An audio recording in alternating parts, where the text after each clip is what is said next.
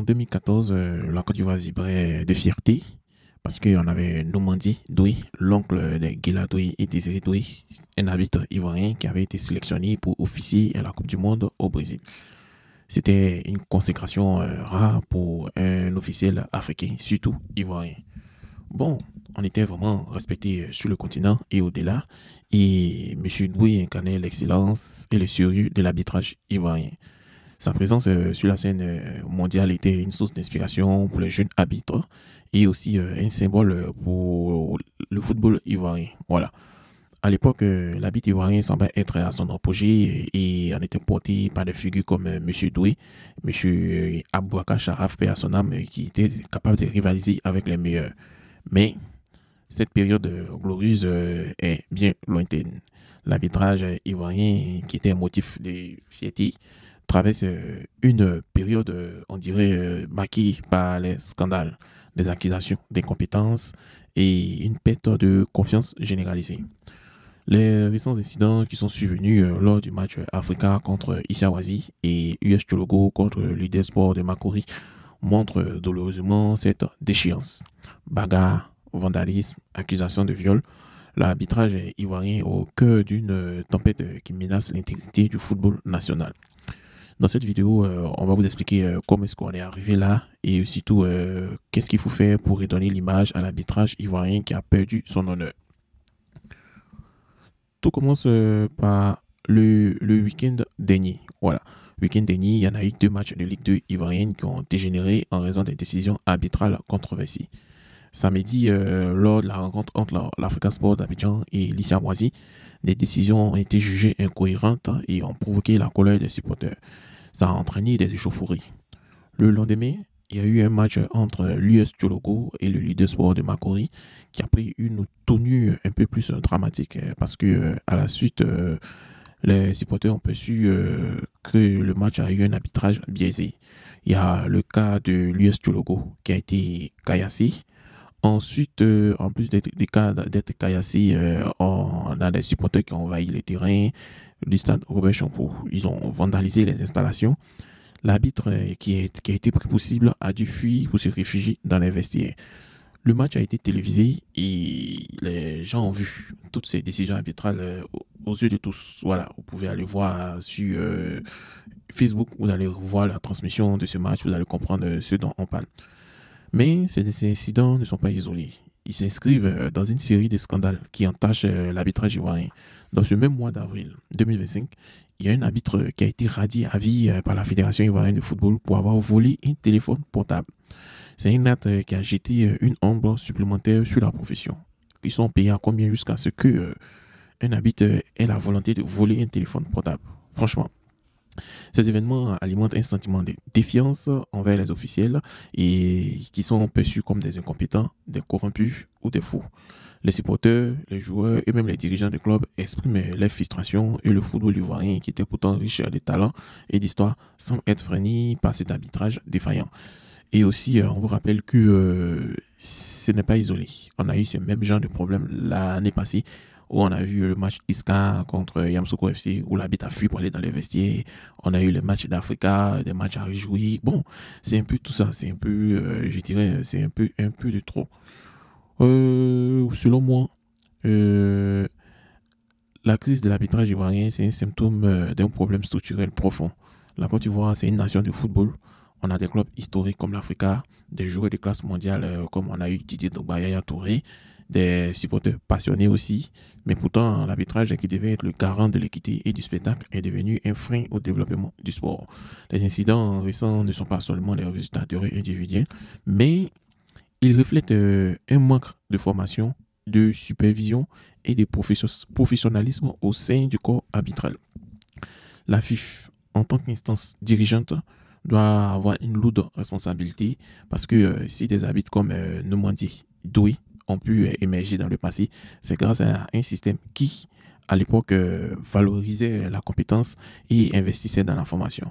Aujourd'hui, ce système semble être à bout de souffle. Les arbitres sont mal préparés. Je dirais même mal payé, parce que si quelqu'un a volé un téléphone, c'est qu'il est mal payé. Et souvent aussi laissé à eux-mêmes face à des pressions énormes. On ajoute cela à l'absence des technologies comme la VAR qui devait se mettre en place depuis janvier. On ne sait pas ce qui se passe dans la compétition locale. Et ça pourrait réduire les erreurs et apaiser les tensions. Mais il ne s'agit pas seulement de pointer la FIFA, hein, voilà où les habite. On a les supporters et aussi les présidents de fédération, les présidents du club, autant pour moi, par leur comportement, contribuent parfois à envenimer la situation. Les actes de vandalisme, comme on a observé au stade Robert Champoux, sont inacceptables. Ça nuit à l'image du football ivoirien et bon, on sait que, on dirait, les frustrations sont compréhensibles.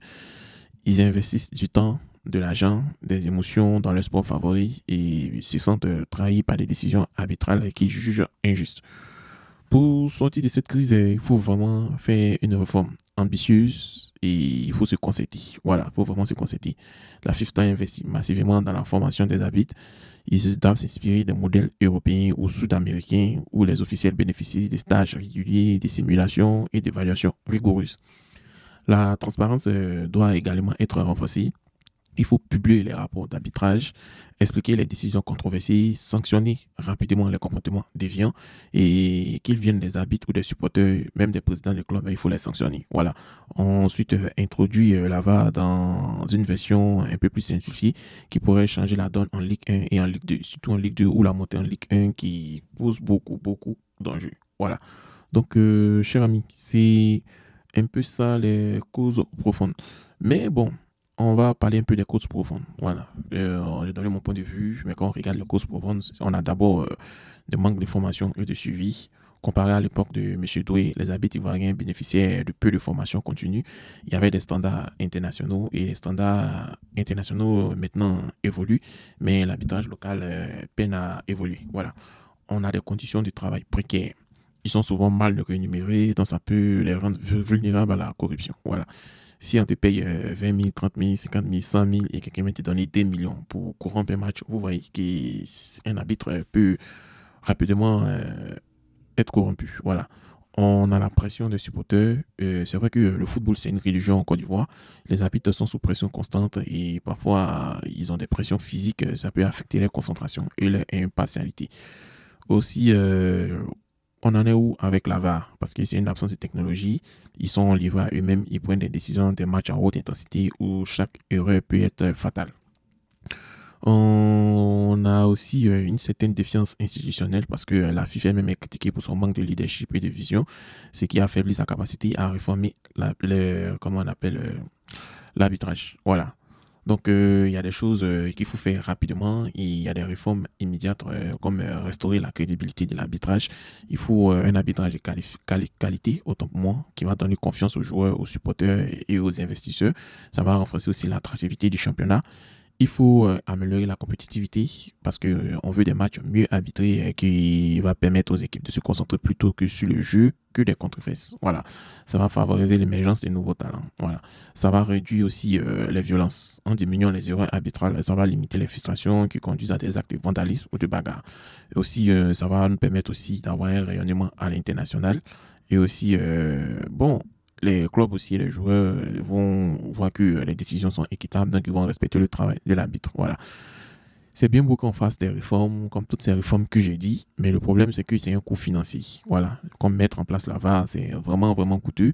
Et il y a certains acteurs aussi, y compris au sein de la FIFA, parmi les arbitres eux-mêmes, s'opposent à des réformes qui bouleversent leurs pratiques établies. Voilà. Il y a des gens, la manière de travailler, ils n'aiment pas qu'on vienne changer la manière de travailler. Voilà. Aussi, il y aura la complexité logistique parce que introduire la VAR dans tous les matchs, dans tous les stades en Côte d'Ivoire, c'est vraiment coûteux. Est-ce que la fédération a vraiment cet argent? C'est ça aussi, il faut vraiment voir. Voilà. En tout cas, le football ivoirien, surtout l'arbitrage ivoirien, est à la croisée des chemins.